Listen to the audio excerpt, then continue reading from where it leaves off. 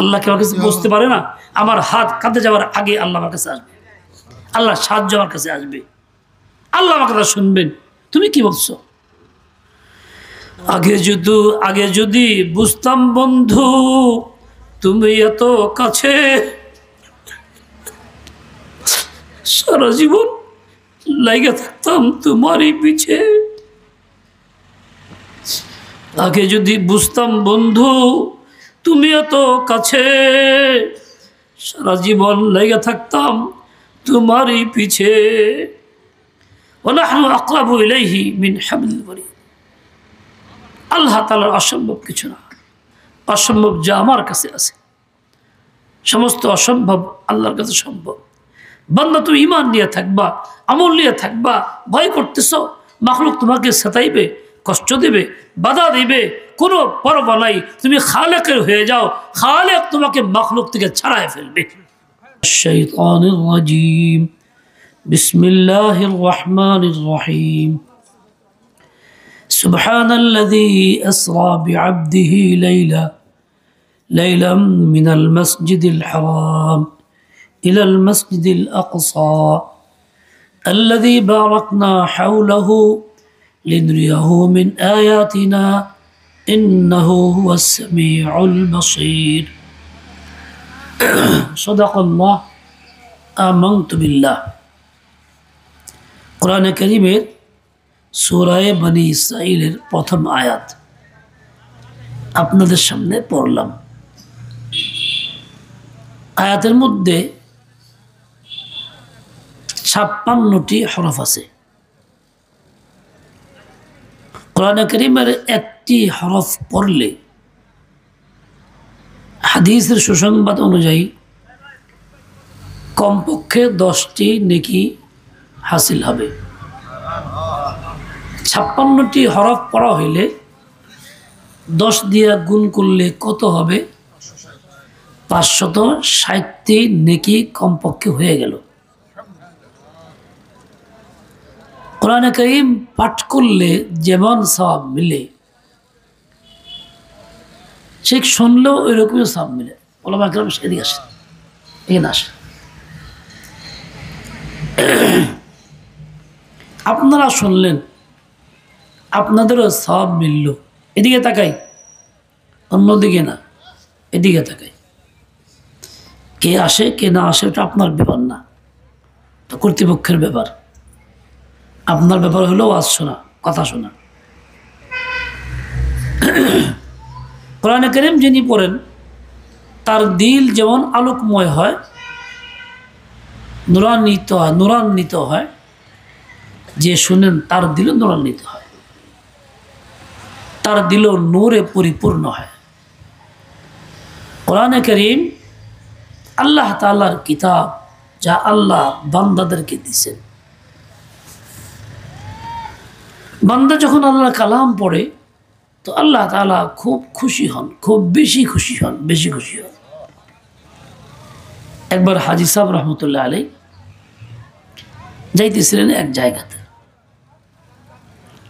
দেখলেন এক জায়গায় লোকজনের বেশ ভিড়। কাছে গেলেন, জিজ্ঞেস করলেন একজনকে, ভাই এখানে কি সমস্যাটা, কি হইতেছে? ওই লোকটা হাজী সাহেবকে চেনে না। তো সে বলতেছে, মিয়া তুমি কি জানো এখানে হাজী সাহেবের ওই কিতাব পড়া হইতেছে। আর যার কিতাব তাকেই ও চেনে না, কিন্তু তার ভিতরে এই কিতাবের প্রতি আজমত আছে, শ্রদ্ধা আছে, গুরুত্ব খুব বেশি আছে। যে মিয়া তুমি কি বুঝো, এখানে তো হাজী সাহেবের কিতাব পড়া হইতেছে। হাজী সাহেব বললেন যে আলহামদুলিল্লাহ, আল্লাহ পাকের শুকর, একজন নালায়েক বান্দা, গুনাহগার আমি, আর আমাকে আল্লাহ তাআলা 2 কলম লেখার তৌফিক দিছেন, এইটা পড়া হইতেছে, তাই আমার ভালো লাগতেছে, খুশি লাগতেছে। আল্লাহ তাআলার কালাম যা বান্দাকে আল্লাহ দিছেন, বান্দিকে আল্লাহ তাআলা দিছেন, ওই কালাম যদি বান্দাবান্দি পড়ে তো আল্লাহ তাআলা না জানি কত খুশি লাগে। এটাই বাস্তবতা, এটাই সত্যি কথা। এই জন্যই তো হাদিসে পাকের মধ্যে আসছে আল্লাহ তাআলা সবচেয়ে বেশি মনোযোগ দেন, কান লাগান ওই কারির প্রতি যে কোরআনে কারীমকে আল্লাহ পাকের ভয় নিয়ে পড়তে থাকে, তার প্রতি সবচেয়ে বেশি মনোযোগ দেন আল্লাহ তাআলা, কান লাগান তার কালামের প্রতি। যদিও তার আওয়াজটা ভাঙ্গা, যদিও বৃদ্ধ বয়সের আওয়াজ, কোনো মজা নাই, যদিও খসখসা, তারপরেও আল্লাহ কান দেন, মনোযোগ লাগান। এমন না যে কেউ সুন্দর আওয়াজে পড়লে তার দিকে মনোযোগ থাকে, তা কিন্তু না। আমাদের রুচি হলো আওয়াজ কারো ভালো হইলে সেই হাফেজ সাহেবের দাম বেশি, তারাবি তার বেশি পছন্দ করি। আর যত বড় বিদ্যারই হোক, আওয়াজ ভালো না, ভাল লাগে না। এই রুচি মোতাবেক আল্লাহ চলেন না।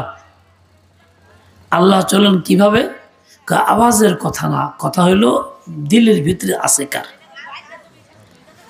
দিলে ব্যথা আছে কার, ব্যথিত হৃদয়ে পড়ে কি, আল্লাহ তাআলার ভয় ভীতি নিয়ে পড়ে কি, সেইটা আল্লাহ তাআলা খুব পছন্দ করেন।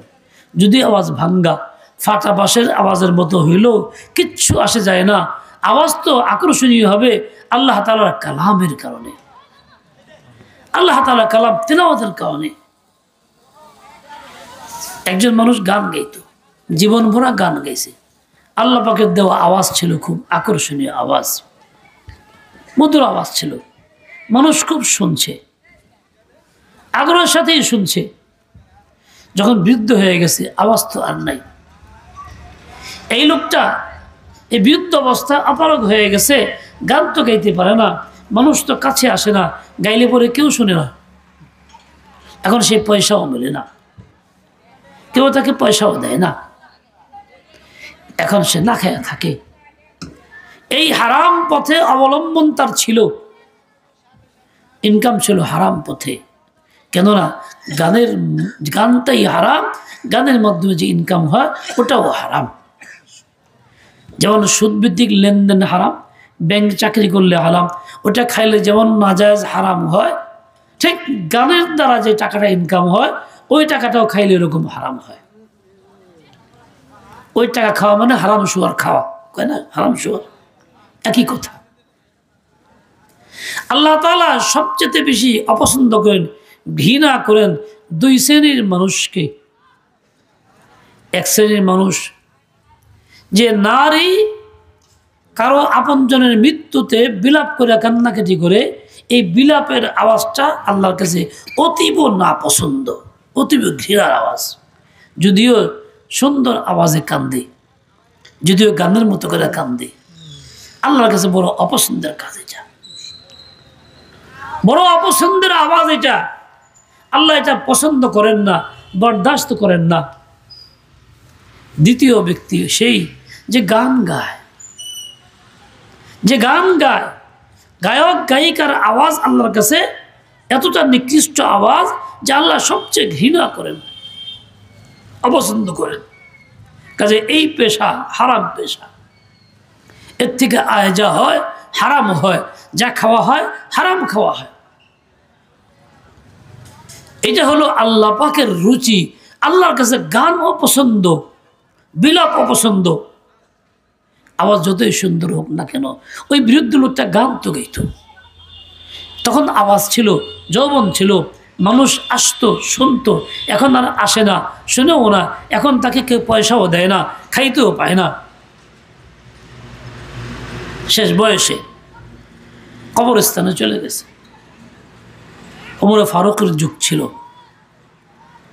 ওখানে গিয়া কি করবে, কান্না শুরু করছে যে আল্লাহ, আমি জীবন বড় ভুল করছি, তোমাকে বাদ দিয়া আমি তোমার বিপরীত পথে চলছি, গান গাইছি, মানুষকে আকৃষ্ট করছি, গানের মাধ্যমে মানুষ জমা হয়েছে, আমাকে পয়সা দিছে, তা দিয়ে চলছি, কিন্তু তোমাকে ভুলে গেছিলাম। যখন যৌবন ছিল, আওয়াজ ছিল, তোমাকে ভুলে গেছিলাম। এখন যৌবনের খতম, আওয়াজও তো নাই, এখন আমি দুরবস্থায় আছি, কেউ আমার কাছে আসে না, তাই বলে তুমি তোমাকে ফলাই দিতে পারো না। ও আল্লাহ, আমি এখন নিরাশ সব মাখলুক থেকে, কারো প্রতি আশা নাই, সব দিয়ে তোমার দরবারে আসছি, রুজু করছি। এই ভাঙ্গা গলার আওয়াজ তো কোনো মানুষ শুনে না, মখলুক শুনে না। ও আল্লাহ, তুমি তো শুনো, তোমার কাছে ইস্তিগফার করি, তওবা করি, দয়া করে আমাকে মাফ করে দাও, আমার রিজকের ফয়সালা করে দাও। ওই পাপী গুনাহগার গায়ক ব্যক্তির ভাঙ্গা গলার আওয়াজ আল্লাহ তাআলা কবুল করছেন এবং তাকে ক্ষমা করে দিয়েছেন। তার জন্য ওমরে ফারুক রাদিয়াল্লাহু মাধ্যমে এই রাজদরবার থেকে খানার ব্যবস্থা করা হয়েছে, ভাতা দেওয়া হয়েছে। তাহলে বোঝা গেল যে এইরকম ভাঙ্গা আওয়াজে আল্লাহর কাছে ফরিয়াদ করলে এটা অগ্রহণযোগ্য না, গ্রহণযোগ্য। দুনিয়ার কাছে ভাঙ্গা আওয়াজ ভালো লাগে না, তেলাওয়াত করলেও ভালো লাগে না, কিন্তু ব্যথিত হৃদয়ের যে আওয়াজটা বের হয়, তওবার আওয়াজ, ইস্তিগফারের আওয়াজ আল্লাহর কাছে বড় পছন্দের আওয়াজ হয়। যদিও ভাঙ্গা গলা, ফাটা বাঁশের মতো, শুনলে ভালো লাগে না। হাদিসে বাকে আসছে, লানিনুল মুযনিবিন আহাব্বু ইলাইয়া মিন জাজালিল মুসাব্বিহিন। সারা দুনিয়ার মাখলুকাত আল্লাহ যা সৃষ্টি করছেন, সবাই আল্লাহর নাম নেয়, আল্লাহর জিকির পড়ে, করে, তাসবিহ পাঠ করে। কোরআনে পাকেও আসছে, সাব্বিহু লাহু মান ফিস সামাওয়াতি ওয়াল আরদ। আরও আসছে, ওয়া ইম মিন শাইইন ইল্লা ইউসাব্বিহু বিহামদিহি। এটা ছোট্ট কীট, সেটাও ছোট্ট একটা পোকা, সেটাও পিঁপড়া, সেটাও সিন্দুরবুক, সেটাও আল্লাহ তাসবিহ পড়ে, তার শান মতো পড়ে। আফসোস লাগে, আমরা মানুষ শ্রেষ্ঠ জাতি, আমরা আল্লাহ পাকের তাসবিহ থেকে গাফিল। আল্লাহ তাআলার নাম নেই না, জিকিরে মশগুল থাকি না, গাফলতের মধ্যেই কাটাই। আমাদের অবস্থাটা এরকম চলছে। ওয়া ইম মিন শাইইন ইল্লা ইউসাব্বিহু বিহামদিহি ওয়ালাকিন লা তাফকাহুনা তাসবিহাহুম। আমিও যদি ওইরকম ভাবে তাসবিহ শুরু করি, ইস্তিগফার করতে শুরু করে দেই, তওবা করতে শুরু করে দেই, কান্নাকাটি করি, কান্না বিজড়িত আওয়াজে আল্লাহর কাছে তওবা করি, বলে আমার এই তওবার আওয়াজ, যদিও আওয়াজটা ভাঙ্গা, যদিও ফাটা বাঁশের মতো, কিন্তু আল্লাহর কাছে খুব পছন্দ। কীরকম পছন্দ? সারা বিশ্বের সমস্ত তাসবিহ পাঠকারী সকল মাখলুকের তাসবিহ পাঠের চাইতেও বেশি প্রিয় আল্লাহর কাছে ওই গুনাহগার ব্যক্তির কান্না জড়িত আওয়াজ। আল্লাহ তাআলা কত দয়া করছেন, বান্দাকে কত সুযোগ দিছেন, তওবা করার জন্য কত বড় আহ্বান করছেন যে বান্দা, তোর আওয়াজ নেই তো কি হইল, বয়স হয়ে গেছে তো কি হইল, সর্দি কাশ হইল তো কি হইল, তুই আমার কাছে রুজু কর, আমার দিকে রুজু কর, আমার কাছে আয়, আমি তোরে ভালোবাসি। যেমন ওই লোকটার ওই বৃদ্ধ বয়সের আওয়াজ ছিল, দুনিয়ার মাখলুক তারে পছন্দ করেন নাই, কিন্তু আল্লাহ তাকে ফেলে দেন নাই, আল্লাহ তাকে পছন্দ করছেন। বলছিলাম কোরআনে কারীম যে পড়ে, তো আল্লাহ পাক তার প্রতি খুব মনোযোগ লাগান, খুব কান লাগান। কিরকম আওয়াজের কারণে? না, দরদের কারণে, ব্যথার কারণে। যার দিলের ভিতরে দরদ আছে, আল্লাহ পাকের ভয় আছে, এই ভয়ের ভীতির কারণে সে কোরআনে পাক ওই ভীতি সহ পড়তেছে, বলে আল্লাহর কাছে এটা বড় পছন্দের আওয়াজ, বড় পছন্দের আওয়াজ। ও ভাই, যারা আল্লাহকে ভালোবাসি, আল্লাহকে পছন্দ করি, আমার কাজ তো হবে আল্লাহ তাআলার কালামকে ওইভাবেই পড়া, তেলাওয়াত করা, গাফিল না থাকা, অমনোযোগী না হওয়া, তেলাওয়াত করতেই থাকা, করতেই থাকা, করতেই থাকা, আজীবন পর্যন্ত তেলাওয়াত করতে করতে দুনিয়া থেকে বিদায় হওয়া, মৃত্যুর সময় যেন মুখ দিয়া আল্লাহ তাআলার কালামের অংশ আসে। আল্লাহ পাক রব্বুল আলামিন আমাদেরকে তৌফিক নসিব করেন, কাউকে মাহরুম না করেন, কাউকে বঞ্চিত না করেন। যেমন দুই ব্যক্তির আওয়াজ খুব বেশি অপছন্দের আওয়াজ, আল্লাহর কাছে ঘৃণার আওয়াজ, ঠিক আরো দুই ব্যক্তি আছে এমন যাদের আওয়াজ বড় পছন্দের আওয়াজ আল্লাহর কাছে, বড় পছন্দের আওয়াজ, আল্লাহ খুব চান, খুব পছন্দ করেন। কোন ব্যক্তির আওয়াজ? যে ব্যক্তি আল্লাহ তাআলার কালাম পড়ে, কোরআনে কারীম তেলাওয়াত করে, তার এই তেলাওয়াতের আওয়াজটা আল্লাহর কাছে খুব পছন্দের আওয়াজ, খুব পছন্দ করেন। ঠিক তেমনি ওই ব্যক্তি যে আল্লাহ পাকের নাম উচ্চারণ করে এলান করে আল্লাহ পাকের বরত্বের ঘোষণা দিয়ে দেয় আল্লাহু আকবার আল্লাহু আকবার, এই ব্যক্তির আওয়াজও খুব পছন্দের আওয়াজ। যদিও তার আওয়াজটা মোটা ভাঙ্গা আকর্ষণীয় না, ভালো লাগে না, কিন্তু আল্লাহর বরত্ব তার দিলের ভিতরে আছে। এই বরত্বের বাণী সে উচ্চারণ করে সারা দুনিয়াকে জানায় দেয়। এমন আসর পরে শয়তান এবং তার ছেলেপেলা দৌড়ে পালায়া যায়, এমন আসর পরে শয়তানের অনুসারীরাও দৌড়ে পালায়, কিন্তু আল্লাহ পাকের বান্দারা দৌড়াইয়া ওদিকে যায়, যেমন আল্লাহ ডাকছেন তাড়াতাড়ি যাই। এই জন্য ওই আজানের আওয়াজ যখন শুনে তো আল্লাহর বান্দারা সমস্ত কাজ ফেলে দিয়া মসজিদ মুখী হয়, নামাজ মুখী হয়, কারণ আল্লাহ পাকের এই পছন্দের আওয়াজ সে শুনছে, যে আওয়াজটা আল্লাহর কাছে পছন্দ। ঠিক আল্লাহর আশিক যে, তার কাছে ওই আওয়াজটা পছন্দ।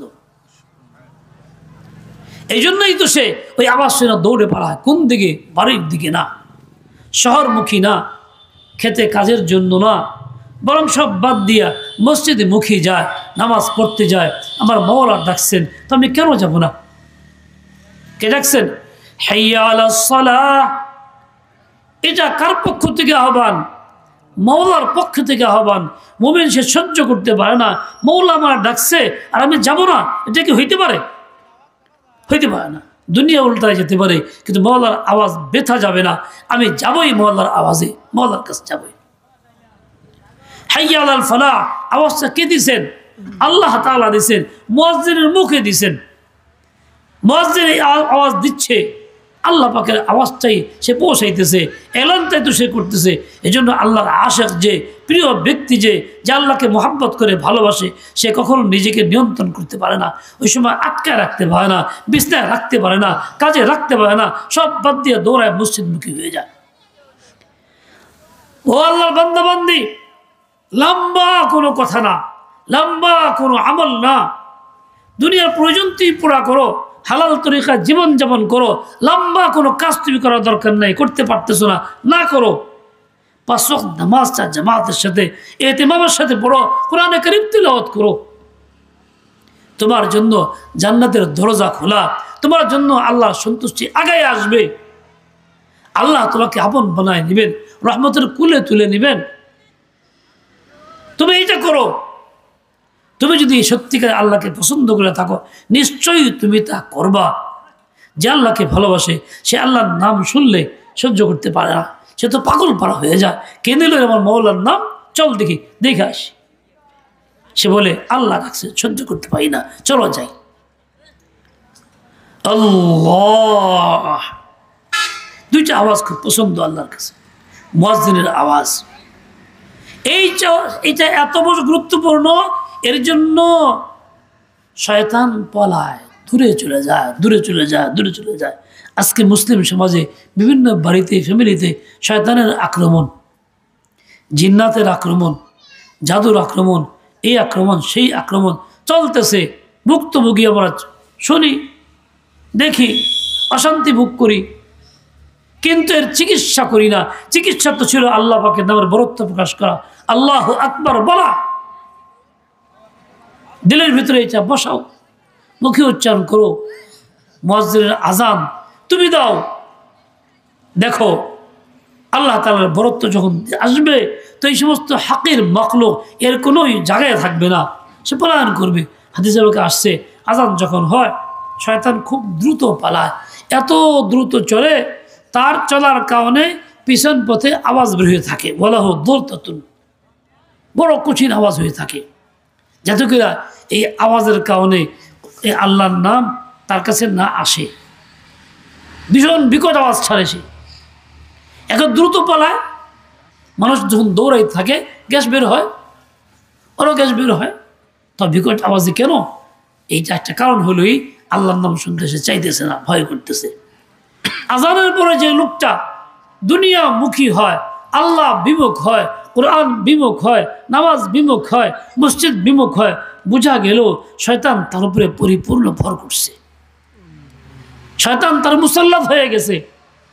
এই জন্য শয়তানের খাসিয়ত তার মধ্যে পয়দা হয়ে গেছে, সে এখন বিমুখ হয়ে চলছে, দ্রুত পালাইতেছে। আমার ভাই কতই না আফসোসের কারণ, কতই না দুঃখজনক অবস্থা যে মুমিন বান্দা বান্দি আল্লাহর নাম শুনবে তো আর সরাই পড়বে। আল্লাহ পাকের নাম তো এই জন্য যে মানুষ আল্লাহমুখী হবে, আল্লাহর দরবারে যাবে। দুইটা নাম খুব পছন্দ, দুইটা আওয়াজ খুব পছন্দ, কোরআনে কারীমের তেলাওয়াতের আওয়াজ, আল্লাহ পাকের নামের আযানের আওয়াজ। আল্লাহ তাআলা আমাদেরকে বুঝার তৌফিক দেন এবং আমাদেরকেও এই আওয়াজ দেওয়ার তৌফিক দেন যাতে আল্লাহর পছন্দের পাত্র আমি হয়ে যেতে পারি। ভাই কোরআনে কারীমের সূরা বনী ইসরাঈল একটি আয়াত পড়েছিলাম। সূরা বনী ইসরাঈল বনী ইসরাঈলদের আলোচনার মধ্যে আছে, ইহুদ নাসারাদের কথা তার মধ্যে আছে, তাদের কীর্তি করার কথা আছে। এই জন্য নাম তো সূরা বনী ইসরাঈল রাখা হয়েছে, এই প্রসঙ্গে আলোচনা আছে বিদায়। এর শুরু হয়েছে সুবহানাল্লাযী আসরা বিআবদিহি দিয়া। এই যে আয়াতের মধ্যে 56টি অক্ষর আছে, মোটামুটি কম করে হলেও প্রতি হলো 10 নেকি হওয়ার কারণে 560টি নেকি দিয়ে শুরু করা হয়েছে। প্রথম হলো সুবহান, সুবহানাল্লাহ আমরা বলি। এই সুবহানাল্লাহ একটা কালিমা, মানুষ উচ্চারণ করে, বান্দা বান্দিরা পড়ে। এইটুক বলতে ওযু গোসল লাগে না। মা বোনদের নামাজের হালাত যখন থাকে না তখনও বলতে পারে। আল্লাহ পাকের পবিত্রতা বর্ণনা করা, তার উচ্চারণ করা যে আমি আল্লাহ তাআলার পবিত্রতা বর্ণনা করি, আল্লাহ পাক বেআইব, নির্দোষ, সব রকম মাখলুকের গুণ থেকে আল্লাহ মুক্ত, মাখলুকের দোষ থেকে আল্লাহ মুক্ত। আল্লাহ কারো মুহতাজও না, মাখলুকের মতো না। যখন এই কালিমাটা কোরআনে পাকের আয়াত ছাড়া এমনিতেই বান্দার মুখে তাসবিহ হিসাবে আসে, তখন তো আয়াত হিসাবে পড়া হয় না, কারণে আয়াতের সওয়াব তো মিলে না। আর যখন আয়াতের মধ্যে আসছে, সে যখন পড়ে তো প্রতি অক্ষর 10 দিকে এখানেও মিলে। সুবহান আল্লাহ পাকের একটা নামও সুবহান। তাহলে আল্লাহ পাকের নাম দিয়ে শুরু, দ্বিতীয় অর্থ হিসাবে, ব্যাখ্যা হিসাবে। আর প্রথম অবস্থায় আল্লাহ পাকের পবিত্রতায় বর্ণনা শুরু হয়েছে সুবহান দ্বারা। সুবহান শব্দটা মানুষ কখন বলে? যখন আশ্চর্য হয়, দিলে আবেগ তৈরি হয়, তখনও বলে। আল্লাহ তাআলা এই বিষয়টাকে এমনভাবে বলছেন যে আমরা আশ্চর্য হইতেছি, তাই সুবহান বলতেছি। বান্দা এমন একটা বিষয় বলবো, তুমি এখন কি করবা? আশ্চর্য হয়ে যাইবা, আবেগ আপ্লুত হইবা, তাই তুমি দিল থেকে বলবা সুবহানাল্লাহ। এই শিক্ষা আল্লাহ দিচ্ছেন। আল্লাহ শুধু সুবহানাল্লাযী আসরা বিআবদিহি। আল্লাহ তাআলা কি না পারেন? অসম্ভবকে সম্ভব করতে পারেন কে? অসম্ভবকে সম্ভব করতে পারেন কে? কারো কারো ঘুম আসতেছে মনে হয়, একটু ক্লান্তি ক্লান্তি ভাব, এদিকে তো খেয়াল করি। আল্লাহ আল্লাহ আল্লাহ। আমি ব্যক্তির পক্ষে 5 তলা বিল্ডিং ভাঙ্গে দেওয়া কোনো রকম মেশিনপত্র ছাড়া সম্ভব? কোন সম্ভব? আল্লাহর পক্ষে আমার যেটা অসম্ভব আল্লাহর পক্ষে সম্ভব। আমেরিকার কততলা বিল্ডিং ভাঙ্গা হয়েছিল সেই টুইন টাওয়ারের ঝামেলার সময়, ওরাই দুষ্টুমি করে ভাঙছে মুসলিমের দোষ চালানোর জন্য। কিন্তু এমনিতেই ভাঙছে না, এর জন্য কোনো কঠিন ব্যবস্থা গ্রহণ করা হইতেছে, বিমান দিয়ে ধাক্কা দিতে হয়েছে, বোমা শেষ করা লাগছে, বারুদ ব্যবহার করা লাগছে, কত বিধি আগুন জ্বালায় দেওয়া লাগছে, তারপরে গলে গলে পড়ছে। এই কাজটা বান্দার জন্য কঠিন, খালি এত সম্ভবই না, কিন্তু আল্লাহর জন্য কঠিন। কিছু কঠিন আল্লাহর জন্য? সুবহানাল্লাযী আসরা বিআবদিহি। ও ভাই, পানির উপর দিয়া হাইটা যাওয়া আমার জন্য কঠিন, পানি আমাকে ধারণ করবে না, জমিনের মতো না, পা দিলে ডুবে যাব। কিন্তু আল্লাহ চাইলে এটা কঠিন না, সহজ? সম্ভব না অসম্ভব?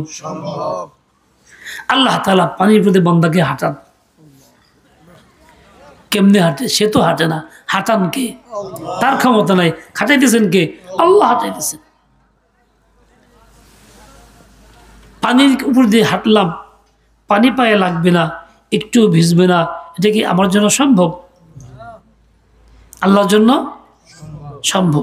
আমার জন্য অসম্ভব, কিন্তু আল্লাহর জন্য কি সম্ভব? বহু বান্দা পৃথিবীতে গেছে, উপর দিয়ে হাঁটে গেছে, পায়ে এক ফোঁটা পানিও ছিল না। আগুনে নিক্ষিপ্ত হইলে আমি নিজে খালি হাতে বাঁচতে পারবো? আমার পক্ষে সম্ভব, কিন্তু বাঁচানো আল্লাহর পক্ষে সম্ভব না অসম্ভব? ইব্রাহিম ইসলামকে আল্লাহ বাঁচাই দিয়েছেন। আবু মুসলিম খাওলানি রহমতুল্লাহ আলাইহিকে কাফেররা ধইরা জ্বলন্ত আগুনে ফুটন্ত তেলের কড়াইয়ের মধ্যে ছেড়ে দিছে। বড় একটা কড়াই ভরা তেল, টকবক করতেছে, আগুন জ্বলতেছে। তেলের মধ্যে হাত দিলে হাত থাকবো? কি কর দুনিয়ার নিয়মে? ঈমানের কারণে এই দুশ্মনী করছে, ঈমান ছাড়ানোর চেষ্টা করছে। উনি অটল, মজবুত, দৃঢ়, অসম্ভব। তাহলে কি হবে?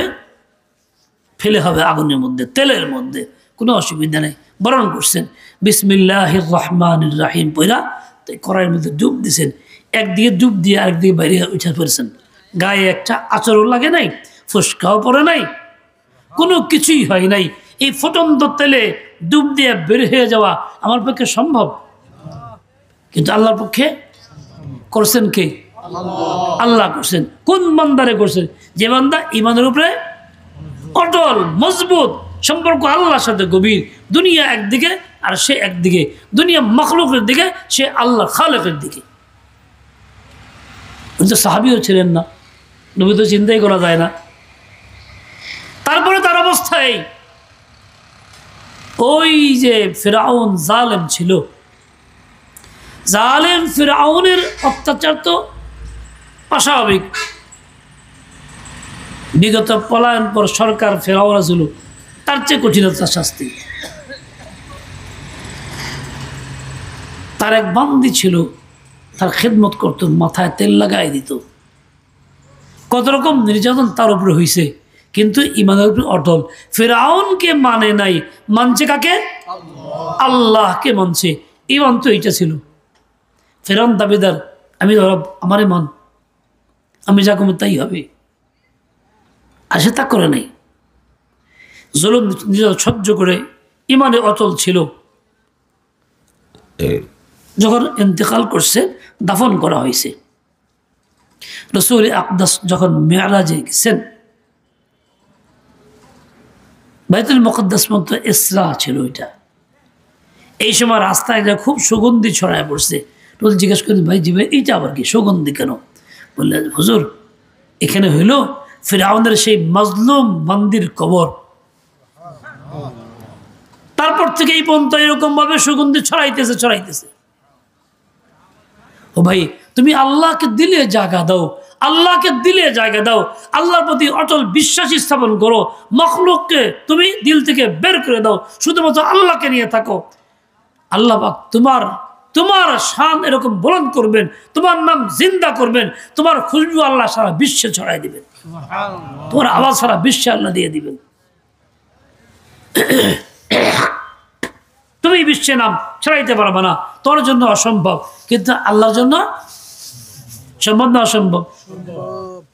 আল্লাহর জন্য সম্ভব। আল্লাহ করছেন তাই।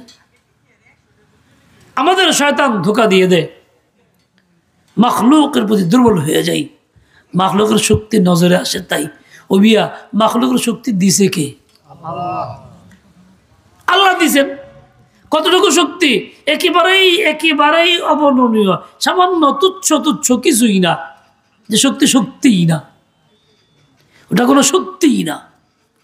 আলী রাদিয়াল্লাহু তাআলা আনহু কাছে জিজ্ঞাসা করছে, আমার ক্ষমতা কতটুকু দেখবার চাও? বলে হ্যাঁ। বলে এক পা উঠে দাঁড়াইছে। কয় এবার দ্বিতীয় পা উঠাও, ওই পাও উপরে রেখে। কি বলেন সম্ভব? এক পা উঠায় দাঁড়াইছি, আরেক পা উঠাইতে গেলে এই পা নামানো লাগবো, তাছাড়া আমি ঝুলন্ত অবস্থায় দুই পা উঠাইতে পারবো না। তুমি কত ক্ষমতা এইটুকি, তোর ক্ষমতা ক্ষমতা বলতে কিছুই তোমার নাই। ক্ষমতা আছে কার? ক্ষমতা আছে কার? আল্লাহ। আমি তো মাখলুকের মুহতাজ, জমি ছাড়া পা উঠাইতে পারি না, জমি ছাড়া চলতেও পারি না। আল্লাহকে জমিদের মুহতাজ। আল্লাহ তাআলা জমিন বানাইছেন, আগে শুধু পানি ছিল, মহসিন লেছেন পানির উপরে ফেনা জমে, ওই ফেনার থেকে আল্লাহ জমিন বানাইছেন। হাই রকিব গন্ধের লেগে আইসো, এনে দাঁড়াও, এদিক যাও, বেশি করে খাইছো মিয়া, ঘুম ধরছে। আর কেউ ঘুমায় না, খারাপ করে দেবে।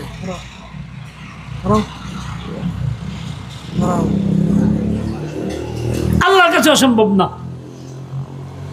খুবই সহজ ব্যাপার, মোটেই কঠিন না।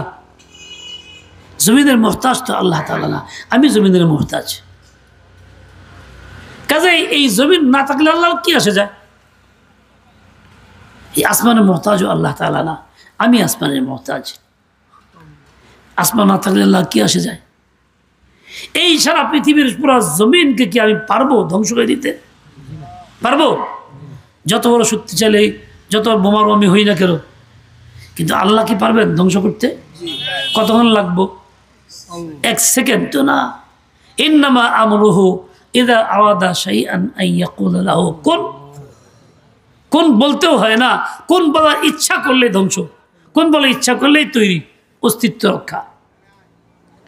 কাজে আমার জন্য অসম্ভব মনে হইলেও আল্লাহর জন্য অসম্ভব না, আল্লাহর জন্য সম্ভব।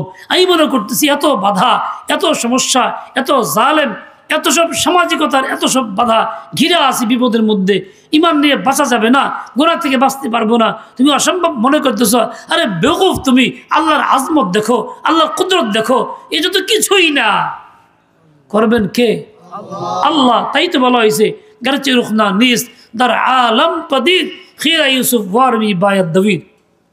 তুমি দেখতেছো পথ নাই, দরজা নাই, কোথায় যাইবা, কেমনে যাইবা, পলাইবে কোথায়, চোখ বন্ধ, সব বন্ধ, কিন্তু আল্লাহর কাছে অসম্ভব না। আল্লাহর দরজাও বন্ধ না, পথও বন্ধ না, দৌড় তো দিবা, খুলবেন কে? আল্লাহ খুলবেন। ইউসুফ আলাইহিস সালাম গুনাহ থেকে বাঁচার জন্য, ঈমান নিয়ে থাকার জন্য হিম্মতটা কি করছেন? জুলেখার সমস্ত জাল সব ভেদ করে এক দৌড় দিছেন, তো দরজা খুলতে শুরু করছে, একটা পর একটা খুলতে শুরু করছে। খুলে দিছেন কে? দুনিয়া নিয়ে অসম্ভব ছিল, চাবি তার হাতে ছিল, তালা লাগানো ছিল। আল্লাহ তালা খুলতে চাবির মুহতাজ? চাবির মুহতাজ? চাবির মুহতাজ না, মাখলুক চাবির মুহতাজ। তাও মাখলুক চাবি দিয়ে পারে না।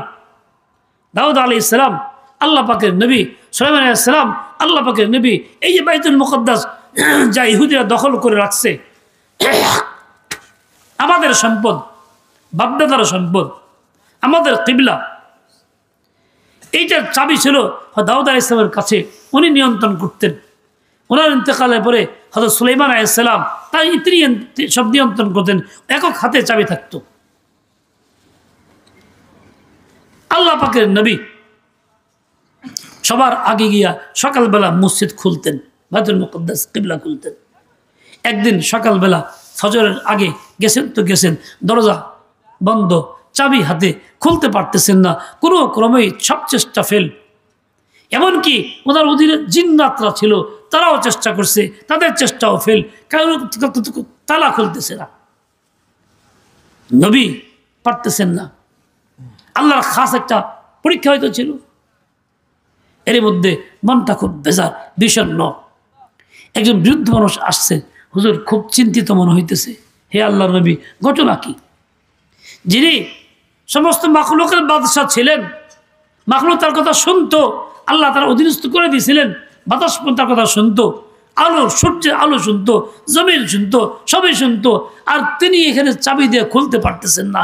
চাবির মুহতাজ তো বান্দা, আল্লাহ চাবির মুহতাজ না। বৃদ্ধ লোকটা আসছে, আয়সা বলতেছে, নবী আপনি চিন্তিত কেন? বলে প্রতিদিন তালা তো খুলি, চেষ্টা তো করলাম, পারলাম না খুলতে, তালা তো খুলতেছে না। জিন্নাত চেষ্টা করলো, তারাও তো পারতেছে না। বলে আমি একটা কথা কালিমা আপনাকে শিখাবো কি? যেই কালিমা আপনার বাবা দাউদ আলাইহিস সালাম বলতেন, ওই কালিমা পড়লে এটা খুলবে। হ্যাঁ শিখান। কি কালিমা? আল্লাহুম্মা বিনূরিকা ইহতাদাইতু, আল্লাহুম্মা বিনূরিকা ইহতাদাইতু, বিফضلিকা ইস্তাগনাইতু, বিআফওয়িকা রাজাউতু, বিযামবি ইতরাফতু, وبك أصبحت وأمسيت ذنوبي بين يديك أستغفرك وأتوب إليك يا حنان يا منان। সাইয়্যিদুনা সুলাইমান আলাইহিস সালাম বৃদ্ধের মুখ থেকে কথাটা শুনছেন, শোনা মাত্রই তালা খুলে গেছে। উনি উচ্চারণ করছেন, তালা খুলে গেছে। এতক্ষণ যা পারতেন না, সম্ভব ছিল না, অসম্ভব কাজটা করছেন কে? আল্লাহ তাআলা। কখন? বান্দা যখন আল্লাহর দিকে রুজু করছে, আল্লাহর নাম নিছে। যে কোনো বান্দা বান্দি, হোক যুবক, হোক যুবতী, হোক বৃদ্ধ, হোক বৃদ্ধা, হোক তার আওয়াজ নাই, যখন দরদের দিল থাকবে, আঘাত নিয়ে বলবে আল্লাহুম্মা বিনূরিকা ইহতাদাইতু, বিফضلিকা ইস্তাগনাইতু। আল্লাহর কসম, আল্লাহর জাতের কসম, সেই আল্লাহ আজও আছেন যে আল্লাহ সুলাইমানের তালা খুলে দিয়েছেন। আমার জিন্দগির সকল বন্ধ তালা তিনিই খুলে দিবেন। আমার জিন্দগির সকল বন্ধ তালা তিনিই খুলে দেবেন। রিজিক বন্ধ থাকলে সেটাও তিনিই খুলবেন। অসুস্থতা আছে, সুস্থতার দরজা বন্ধ, সেই বন্ধ তালা তিনিই খুলবেন। জটিলতা আছে, এর তালা কি খুলবেন কে? আল্লাহ তাআলা। বান্দা তুমি তো আল্লাহমুখী হও, আল্লাহ বিনূরিকা পড়ো, মুখ দিয়ে উচ্চারণ করো, দিলে তো আঘাত লাগাও, আল্লাহকে চায়া দেখো। যে আল্লাহর ক্ষমতা তখন ছিল, এখনো আছে। আল্লাহ যেন অসম্ভব তখনও কিছু না, এখনো কিছু না, কেউ বন্ধ অসম্ভব কিছু না। তুই ভাবতেছ পথ বন্ধ, দরজা বন্ধ, আমি কেমনে দিনের উপরে থাকবো, কেমনে ইমানের উপরে থাকবো? অসম্ভব। তোমার পথ আছে, রাস্তা আছে, খোলা আছে, তুমি তো চায়া দেখো।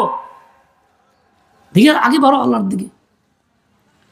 অনেকে দিন শিখায় না বাচ্চাদেরকে, নিজেও শিখে না। চিন্তা কর, দিন শিখলে কি হবে? রিজিক মিলবে না, খাবার মিলবে না, প্রয়োজন পুরো হবে না, লাঞ্ছিত হইতে হবে, বঞ্চিত হইতে হবে, এই চিন্তা করে সেজন্য নিজেকে বিমুখ করে, ও আল্লাহর বান্দা, আল্লাহ তোমাকে দিন দিছেন, দিন শিখার হুকুম দিছেন, আর আল্লাহ যিনি হুকুম দিলেন সেই হুকুম পালন করলে আল্লাহ তোমাকে দিবেন না? এটা কি সম্ভব? তুমি চিন্তা করো কিভাবে। তুমি জানো আল্লাহ কত কাছে? তুমি আল্লাহকে ডাকতে দেরি, আল্লাহর শুনতে মোটেই দেরি না। এখানে যারা আসি হাজির, বাবাকে ডাকলে শুনবে? মাকে ডাকলে এখন শুনবে? কোনো বন্ধুকে ডাকলে শুনবে? সৌদি আরব বন্ধু শুনতেছে। গতকাল আমি যাইতেছিলাম সফর থেকে, গেছি কালিনাতে গেলাম, কালি তো গেছি না, সকালে রাতে, আগের রাতে কালি তো গেছি। রাস্তায় কুয়াশা, ড্রাইভার করাইতে পারতেছে না, পাম্পে ঢুকে কত ঘুমাই রইল। শেষে তো আবার চললাম। ফজরের পরে মানিকগঞ্জ গাড়ি অ্যাক্সিডেন্ট, ট্রাকের সাথে লাগলো। এখন ড্রাইভার কয়েকজন বন্ধু বান্ধব ফোন দিছে ওই ট্রাকটা ধরার জন্য, কেউ ফোন ধরে না, কেউ রিসিভ করে না। হুজুর বিপদের সময় কেউ আগায় না, কেউ ফোন ধরে না।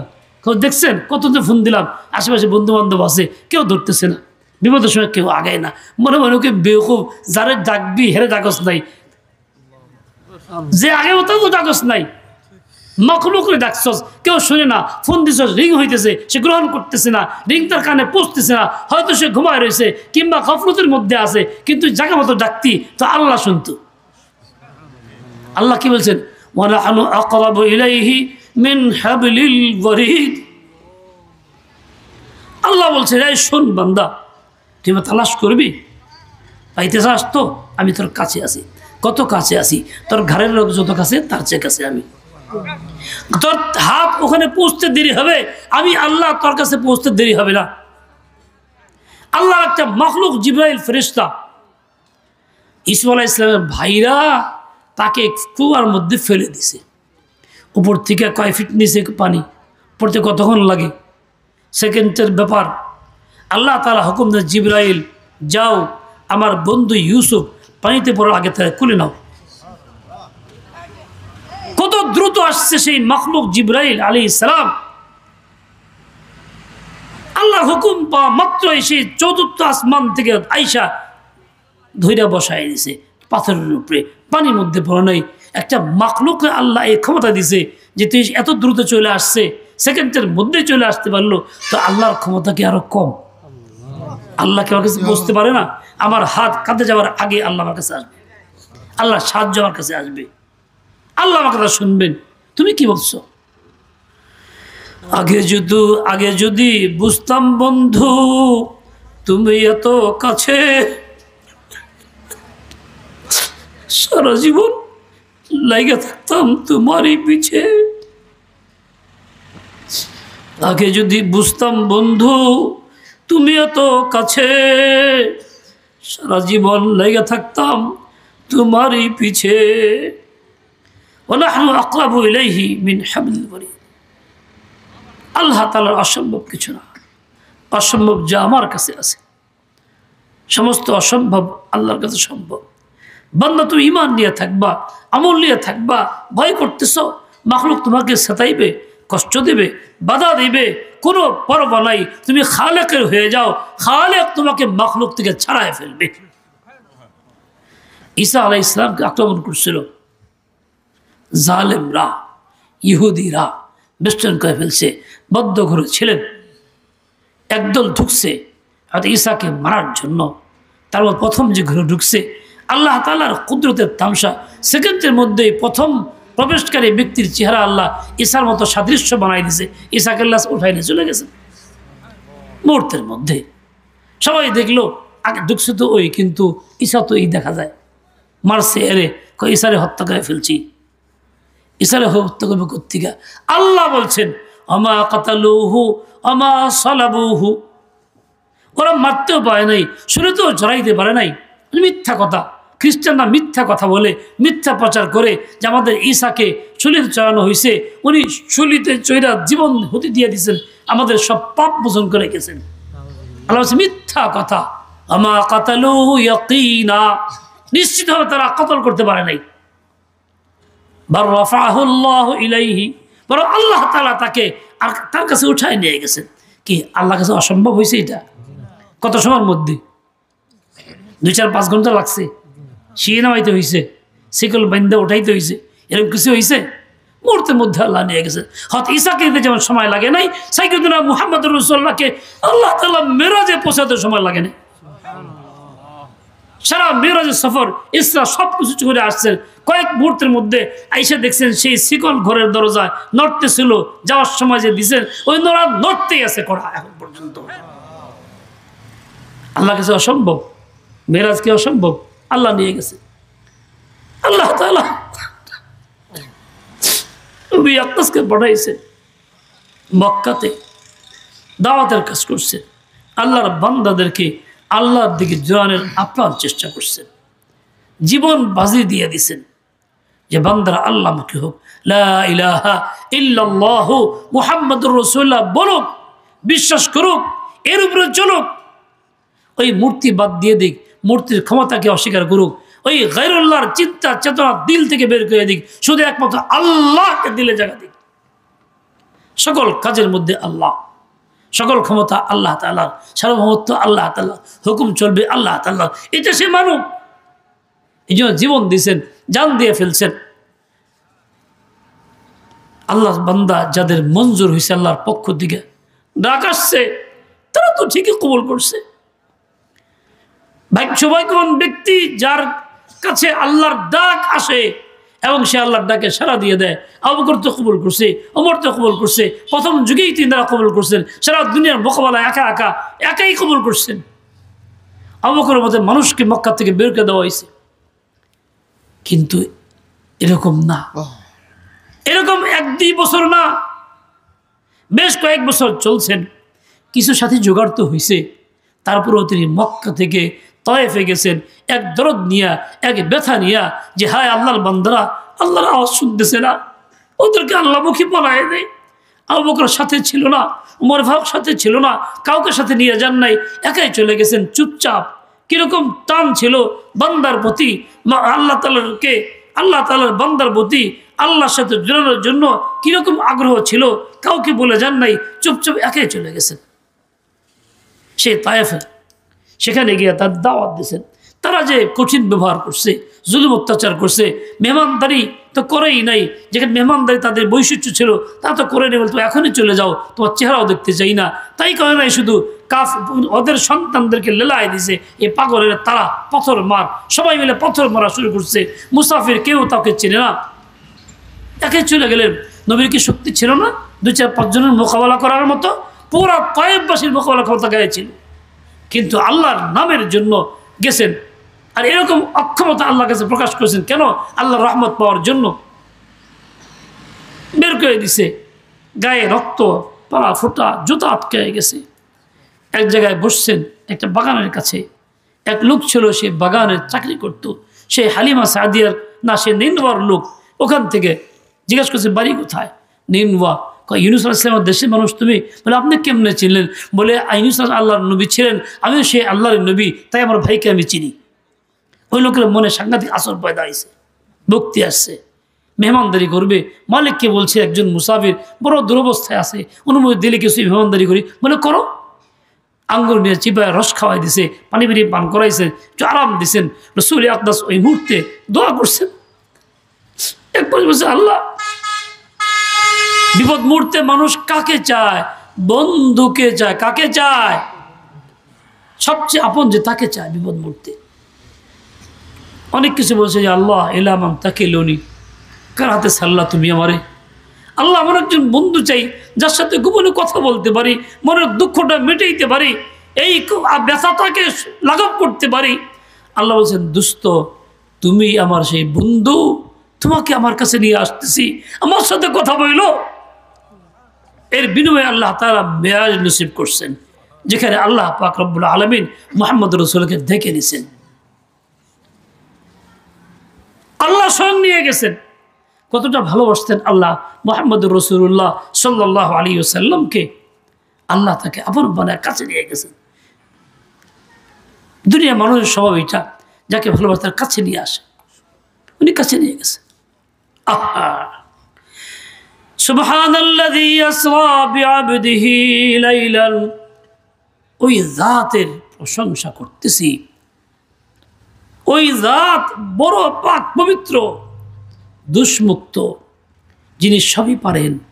আবারও কথা বলতে কিছুই নেই, একটা আদনা বান্দাকেও উপর থেকে নিচে নামাইতে পারে, নামাইতে পারে। আল্লাহর এক বান্দা মুহাম্মদ রাসূলুল্লাহ সাল্লাল্লাহু আলাইহি ওয়াসাল্লাম রাতের সামান্য একটা অংশে নিয়ে গেছেন, ওখান থেকে মসজিদে আকসা পর্যন্ত, সেখান থেকে আবার কোন পর্যন্ত? আল্লাহ রাব্বুল আলামিনের দরবার পর্যন্ত। মসজিদে আকসা কেমন জায়গায়? আল্লাযী বারাকনা হাওলাহু, যার আশপাশে আমি বরকত নাজিল করেছি, বরকত দিয়ে পূর্ণ করেছি। আল্লাহ তাআলা নিজেই ঘোষণা দিয়েছেন যে মসজিদে আকসার আশপাশে বরকতময় জায়গা, বরকতময় ভূমি, বরকত আল্লাহ পাক দিয়েছেন। 6টা জায়গা সম্পর্কে বরকতের কথা আল্লাহ উল্লেখ করছেন, তার মধ্যে এটা সবচেয়ে বড়।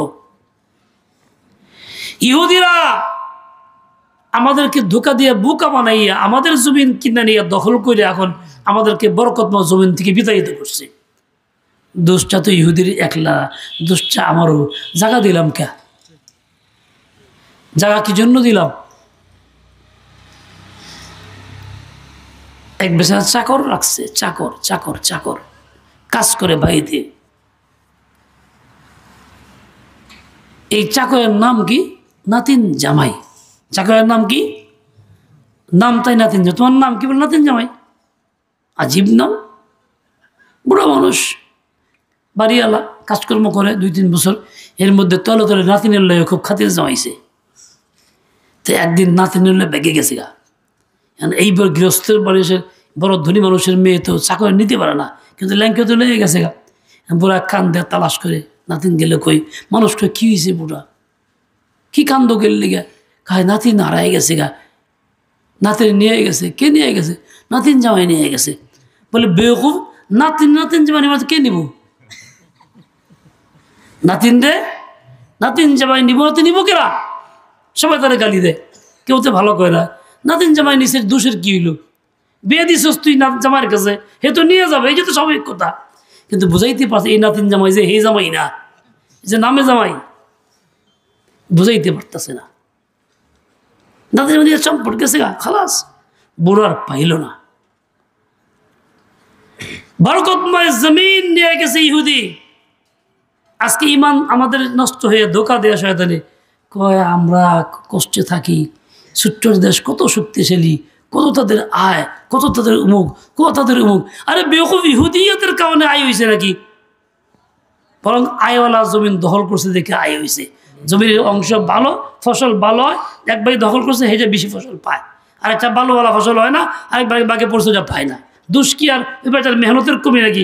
দুষ্ট হলে জাগার কারণে ও নিয়ে গেছে। আল্লাহ পাক দিছিল এরকম জমি ইহুদিদেরকে না, দিছিল মুসলমানদেরকে। কিন্তু আমরা আত্মবলা হইয়া ইহুদের কথায় শূন্য এই যে এই গোস্ত মুখ থেকে ছেড়ে দিছি, শিয়ালে গোস্ত লয়ে গেছে গা। ও ভাই, তোমার আল্লাহর দেওয়া সম্পদ ছিল, আল্লাহর সঙ্গে সম্পর্ক তোমার হওয়ার কথা ছিল, তুমি অচল থাকতা, দৃঢ় থাকতা, একটু সরতা না, তবে দেখতে আসে বরকতটা কোথায় আছে। তোর ঘরে বরকত থাকতো, তুমি ছেড়ে দিছো তোমার দোষের কারণে। কোরআনে পাকে আল্লাহ তাআলা বরকত দিয়েছেন। কোরআনে কারীমকে আল্লাহ বলছেন, ওয়াহাদা কিতাবুন আনজালনাহু মুবারাকুন, ও আল্লাহর বান্দা বান্দি, আমি কোরআন ছেড়ে দিয়েছি যেটাকে আল্লাহ বরকতওয়ালা বলছেন। তো বরকত থাকবে কেন করে? বরকত নাই, পরেশানি কমে না, ইনকাম যতই বেশি হোক জরুরত পড়া হয় না, হাহাকার লেগেই থাকে। কেন না? আসল গুমর তো আছে। বরকত ছেড়ে দিছি, বরকত হাত ছাড়া করছি, দিয়ে দিয়েছি শয়তানরে, ইহুদিন আসরে ওরা নিয়ে গেছে। আমার ভাই, দিলে আঘাত ছিল রসুল আকদাসের। এই আঘাত তো প্রকাশ করার যে বন্ধু তালাশ করছে, আসল যিনি বন্ধু তিনি এই আঘাতটাকে প্রকাশ করার জন্য দায়িকে আনছেন। দোস্ত, এখন তুমি কও তোমার কি অসুবিধা, আঘাতটা কি? দুনিয়াতে আঘাত খাইলে উত্তম বিনিময় আল্লাহ পাক দিয়ে দেন। ইমানের জন্য, দিনের জন্য আঘাত খাইবা, পরোয়া করো না। তোমাকে আল্লাহ দুনিয়াতেও কি দিবেন? নগদ উত্তম বিনিময় দিবেন। ও বান্দা, কোথায় যাও, কোথায় চলছো তুমি? আল্লাহকে বাদ দিয়া, আল্লাহর হুকুম বাদ দিয়া কোথায় চলছো? কোন জায়গায় চলছো? চিন্তা করো।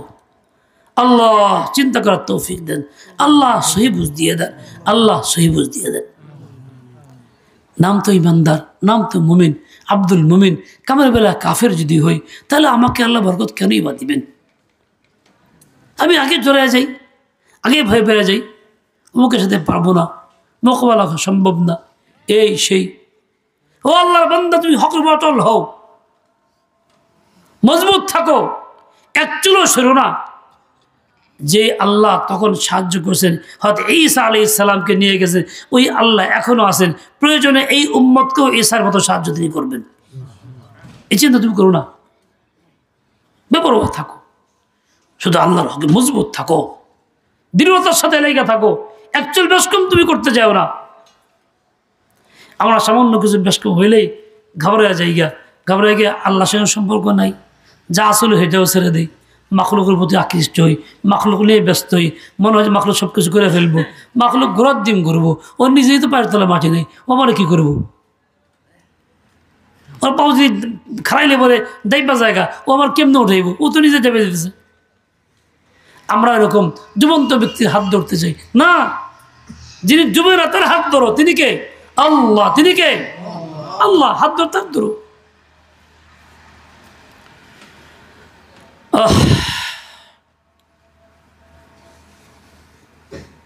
নামাজ পড়ি, ইসলাম মনে করি, রোজা করি, ইসলাম মনে করি, মুহাম্মদুর রাসূলুল্লাহ মানি নামাজের বেলা, রোজার বেলায়। যদি বলা হয় ইসলামী শাসন ব্যবস্থা, খেলাফত ব্যবস্থা, এটার জন্য মেহনত করো, এর পক্ষে থাকো, তাহলে বলে এই রাজনীতি শুরু হইল। মানে এটা ইসলাম না, এটার নাম রাজনীতি। নামাজ ইসলাম, এটা তো বিশ্বাস করছি, মানছি, আমল করার চেষ্টা করতেছি। রোজা ইসলাম, মানছি, আমল করার চেষ্টা করতেছি। খেলাফত ব্যবস্থা যা নবী নিজে মদিনাতে করছেন, তারপরে খলিফা আবু বকর করছেন, ফারুক করছেন, ওসমান করলেন, আলী রাদিয়াল্লাহু আনহু করলেন, দীর্ঘ সময় পর্যন্ত সেই ব্যবস্থা খেলাফত ব্যবস্থা, যার দ্বারা পৃথিবীতে শতভাগ শান্তির ব্যবস্থা ছিল, জুলুম বলতে ছিল না, ইনসাফে ইনসাফ ছিল। পৃথিবীতে শান্তি আসতে পারে একমাত্র খেলাফত ব্যবস্থা দাঁড়াই। শান্তির মিছিল করলে শান্তি আসে না, কাউকে ভোট দিলে শান্তি আসে না। যুবকরা ভোট দিলে দেশ শান্তি পাবে, দেশের লোক বলে না, সব আফওয়া, মিথ্যা কথা, মিথ্যা আশা, হাকিকত কিছুই না। হাওয়ার মিষ্টি বানানো, হাওয়ার মিষ্টি বড় দেখা যায়, 10-20 টাকা দাম, রাস্তায় রং চং থাকে, কিন্তু হাত দিয়ে সিপ দিয়ে কতটুকু হয়, তাই ওইটা ধোকার মিষ্টি। ওর নাম দিছে কি হাওয়ার, নাম নাই বলতেছে হাওয়ার মিষ্টি, হাওয়া হয়ে যাবো গা, আসল কিছু না। কিন্তু আমরা এটা বুঝি না, রং দেখে পাগল হয়ে যাই, আসলে কিছু না। অমুকরে ভোট দিলে শান্তি হবে, দেশের লোক যে বলি, অমুকরে ভোট দিলে ভোট শান্তি হবে, দেশের লোক, ওই হাওয়ার মিষ্টি, কিন্তু আসলে কিছুই না, আসলে কিছুই না। হ্যাঁ, কতটুকু আছে, বেঈমানির সনদ আছে, কুফরি সনদ আছে, ওই টিপদের যতটুক থাকে কুফরি সনদ থাকে, আর কিছু না। খেলাফত ব্যবস্থার কথা শুনলে মনে খারাপ লাগে, সংকোচ বোধ হয়, রাজনীতি মনে হয়, এটা কয়েন না রাজনীতির কথা। বরং মনে ভালো লাগে কোনটা, ধর্মনিরপেক্ষতা, সকল ক্ষমতার উৎস জনগণ, এইগুলি ভালো লাগে। তাদের পক্ষে কথা কই, মিছিল মিটিং করি, হ্যাগো নেতা মানি, নেতাজিকে ডাক দিই, হ্যাগো ইসলাম মাহফিলে ডাক দিই, হ্যাগো দিয়ে ওয়াজটা শুনি, সবাই তার দলের পক্ষে যেয়ে যাই, এই কথাগুলি শুনি। ইসলামী মাহফিল কুফুরের প্রচারের লেগে, অমুক নেতাজির দাওয়াত, অমুক দলের অমুক, সে দলটা কুফুরি দল, হয় ধর্মনিরপেক্ষতার দল, না হলে সমস্ত ক্ষমতার উৎস জনগণের দল।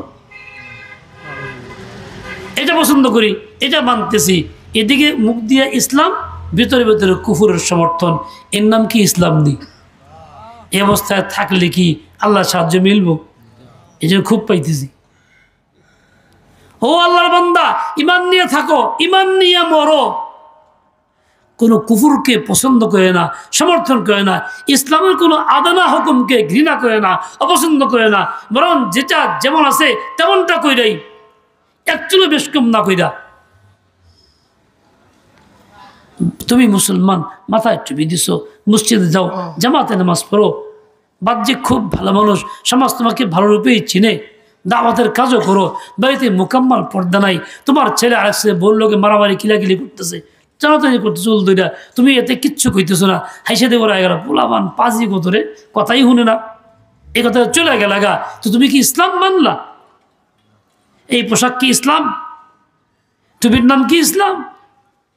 ইসলাম তো ওইটা বারণ করার নাম ইসলাম, ওকে প্রতিবাদ করার নাম, ভাই ব্যবস্থা করার নাম। তুই পর্দায় থাকো, খবরদার কাছে আর জীবনে আসবি না, জুতা দিয়ে পিটামু, বেগুন কোথায় কার কি পাইছস, এর নাম ইসলাম ছিল। তুমি তা করলা, তসবি চিপতে চলে গেলা, হাসতে হাসতে মসজিদে, পোলা হান কি বাজির বাজিরি, তুমি তো কাঠা কাফের, ইমান নিয়ে মরতে পারবা না তুমি।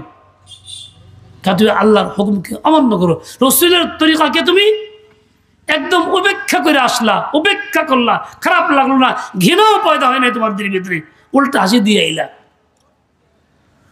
ইসলাম থাকতেছে না, নাম মুসলমান, কামে কুফুর, তুমি সাহায্য কেমনে পাবে আল্লাহ পক্ষ থেকে? এই জন্যই তো বিপদ আসলে বলে দৌড়ায় পালাই, খালি বলাই, কই যাই, ওই যে আব্দুল যাই মাখলো, এর কাছে গেলে ভাল লাগবো, সেই চিন্তা করি। রহমতের নবী মায়ের খাইছেন, জুতা আটকেছে রক্তে, বসে রয়েছেন, কাঁদছেন যে আল্লাহ ইলামান তাকিলুনি। উনি 2-5 সাহাবীর সাথে নিয়ে যেতে পারতেন, মারামারি করতে পারতেন, কাউকে নিয়ে যান, একা গেছেন। দিলে কেমন আঘাতটা ছিল, ওই আঘাতটুকু আল্লাহর কাছে কত পছন্দ ছিল। ও বান্দা, মাখলুক মুখী হও না, তুমি যদি একেবারে নিরবিচ্ছিন্ন একাও হয়ে যাও, বিচ্ছিন্নও হয়ে যাও, তবু আল্লাহ থেকে বিচ্ছিন্ন হয় না, দিল আল্লাহমুখী করো, সাহায্য আল্লাহ তোমার করবেন, এত কঠিন পরীক্ষাও হবে না, রহমত ধেয়ে আসবে, তুমি চিন্তাও করতে পারবা না। আল্লাহ তাআলা আমাকে আপনাকে সেই বুঝ দিয়ে দেন, হিম্মত আলিয়া দিয়ে দেন। ওই মিরাজ থেকে আল্লাহ তাআলা যে দিছেন, কি দিছেন? নামাজ দিছেন। কোথায় ইহতিমাম, কোথায় মুসলমান? রহমতের নবী সাল্লাল্লাহু আলাইহি ওয়াসাল্লাম মিরাজ তো গেছেন, আল্লাহর সঙ্গে দিদার হয়েছে, সালাম বিনিময় হয়েছে, আসসালামু আলাইকা আইয়ুহান নবিয়্যু। তিনি জবাব দিয়েছেন কি, আসসালামু আলাইনা, আমি নবী হিসাবে একা নিতে চাইতেছি না, আমার উম্মতের সবার জন্যই নিতে চাইতেছি, ওয়া আলা ইবাদিল্লাহিস সালিহিন, এবং এই সালাম শান্তি কার জন্য আপনার থেকে নিয়ে যাইতেছি, আপনার বান্দা যারা নেককার তাদের জন্য, বদকারের জন্য না, বেনামাজির লেগে না, দাড়ি কাটার লেগে না, জিনাকারের লেগে না, নিশাখোরের লেগে না, মদখোরের লেগে না, সুদঘুষ যে করে তার লেগে না। ও আলা ইবাদিল্লাহিস সালিহিন, আসসালামু আলাইনা ওয়া আলা ইবাদিল্লাহিস সালিহিন। আল্লাহ ওখান থেকে দিয়েছেন, নবী আকদাস ওখান থেকে বরাদ্দ করে আনছেন, সিলমাই রাখ করে। শান্তি কার জন্য? আমাদের সমস্ত উম্মতের জন্য। উম্মতের মধ্যে যারা আল্লাহ পাকে নেককার বান্দা তাদের জন্য, নেক বান্দি তাদের জন্য, যার ভিতরে নেকি আছে সে তো শান্তি পাবে, নেকি নাই তো শান্তির থেকে বাঞ্ছ পায়, একদম সিলমারা।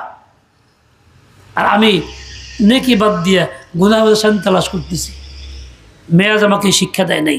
এই মেরাজের মাস কয়দিন পরে, আজ থেকে 6 দিন পরে মেরাজের রাত্রি আসবে, তখন অনেকে অনেক কিছু করব, আবেগ আসবে, এই কাম করো, নামাজ পড়ো, রাত ভরা জাগো, দিনভর রোজা রাখো। দিনে কিন্তু রোজাও নাই এই উপলক্ষে, রাতভর জাগার মাসলাও তো নাই, কিন্তু মনের ভিতরে ওগুলি আসবো। কিন্তু মেরাজের মধ্যে যে শিক্ষা দিলেন, নবী আকদাসকে যা দিয়ে দিলেন তা নেও, তুমি নেওয়া দরকার ছিল ওইটা। কত বড় নালায়েক মুসলমানদের। সাময়িক যুদ্ধবিরতি হয়েছে, জালেমরা যে কোনো কৌশলে যুদ্ধবিরতি করছে, আর এরা নাচতেছে, লাফাইতেছে, গান গাইতেছে, কত আনন্দ, কত ফুর্তি। আরে বেওকুফ, জুলুমের শিকার থেকে সাময়িক বাঁচলি, তুই আল্লাহকে ডাক, যে আল্লাহ পথ করে দিল, সাজদায় পর, কান্নাকাটি কর। নাস্তা নাচলে কি হবে? রাস্তা নাচার দ্বারা কি হবে? মুসলিম, তুমি নেককার নিজেকে বানাও না, শান্তি থেকে দূরে চলে আসো, এটা আরেক গজব তাই না আনবে তোমার মধ্যে, জানো? আচ্ছা, নতুন বর্ষবরণ হয়েছে, এই মাসের শুরু দিয়া কি হয়েছে? নাচ গান, লাফালাফি, কিলাকিলি, নোংরাবি, বিধিক ইচ্ছা, অসামাজিক কাজকর্ম দিয়ে বসছে। মানে বোঝাইতে চাই যে আমরা এইগুলি দিয়েই বর্ষবরণ করতেছি। তোমাকে আল্লাহ বর্ষ এই জন্য দিছে, বর্ষ দিয়েছে কি জন্য? আল্লাহর বান্দিগির মধ্যে আরো উন্নতি করার জন্য, তারাক্কি করার জন্য। তোমার একটা বছর জীবনে চলে গেছে, তোমার তো জীবনের একটা বয়স কমে গিয়া তোমার হায়াত কমে গেছে, মৃত্যুর দিকে বেশি আগাইলা, তোমার তো ওই চিন্তা করা দরকার ছিল। বেওকুফ, তুমি কি করতেছো? এই জন্য যেমন শান্তি প্রতিষ্ঠা হইতেছে না, অথচ এই বর্ষের শুরুতে শান্তির প্রতিজ্ঞা হওয়া দরকার ছিল।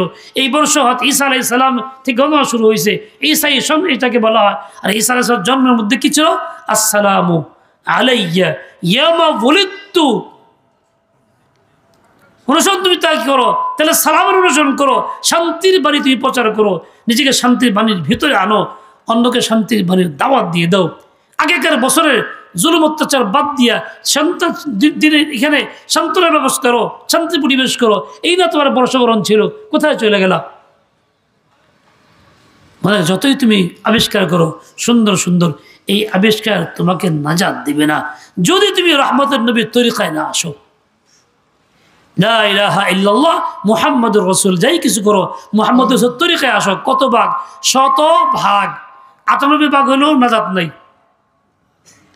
ও 2 ভাগ বাকি থাকলো কি নাই? সব কাম ভালো করি, মনে মনে পছন্দ করি, দমনিরপেক্ষতা কিংবা ঐক্যতা, খেলাফত পছন্দ করি না, খালি এইটুকুই, আর সব ভালো।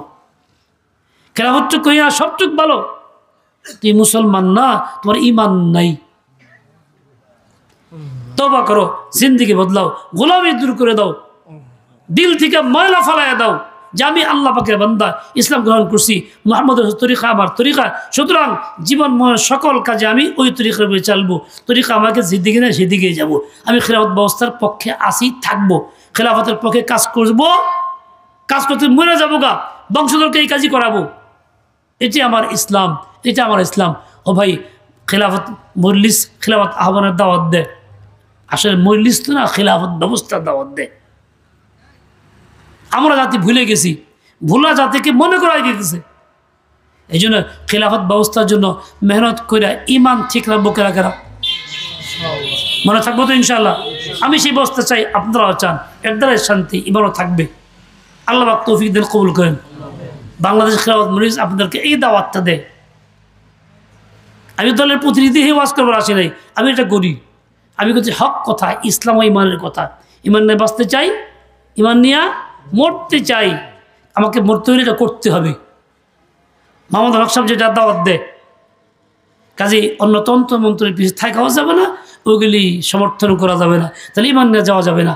আল্লাহ পাক সহি বুঝ দেন, আমরা তৌফিক দেন। ওয়াসাল্লাল্লাহু তাআলা আলা নবিয়্যিল উম্মি ওয়া আলা আলিহি ওয়া আসহাবিহি ওয়া বারাকা ওয়া সাল্লাম। সুবহানাকাল্লাহুম্মা ওয়া বিহামদিকা